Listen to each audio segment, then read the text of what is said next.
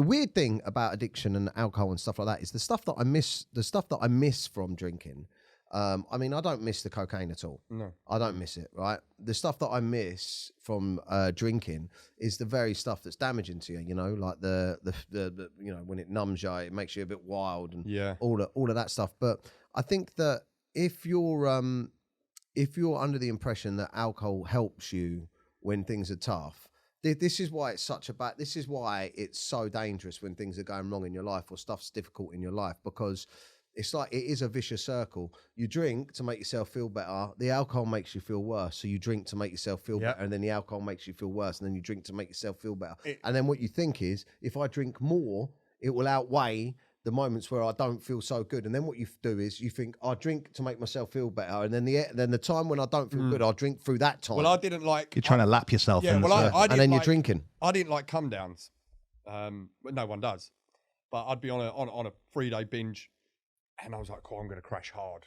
So I might as well carry on. So I'll just crack on until the point of like just falling asleep, like just doing lines, and like I'm on sleeping tablets, I'm drifting off in between, like bumping and stuff like that.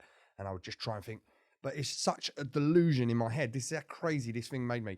So I didn't want to come down, so I wouldn't stop doing drugs. But any normal person would say, you will stop at one point. Yeah. So that come down is going to be ridiculous. But you know what? I just got this analogy. So with CA, Cocaine Anonymous, which saved my life, we read the books of AA, Alcoholics Anonymous, because there's 12 proven steps, and this is meant to have worked with alcoholism. Yeah. So, and addiction's the same.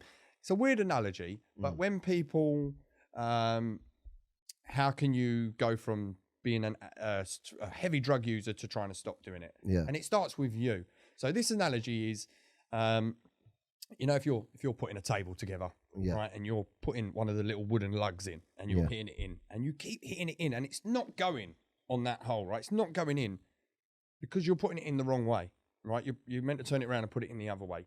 You are going to continuously hit that and try and get it in the hole until you say to yourself out loud or in your head, "Oh, I'm doing it wrong." Yeah. Not only until you say that, then you will pick it up, turn it around, and do it right. Yeah. You have to admit. Yeah. Admit, look at you, look at your flaws, look what you're doing, and say, I'm doing life wrong. Yeah. No one can change. We can't expect anyone to change until they see and say to themselves, I'm doing it wrong.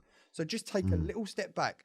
Just try, imagine to be one of your friends or your family members looking at you. Just look how you carry yourself on a day-to-day life.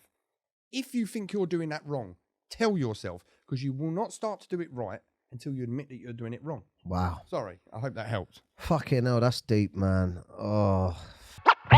Menace to sobriety. Just a menace, just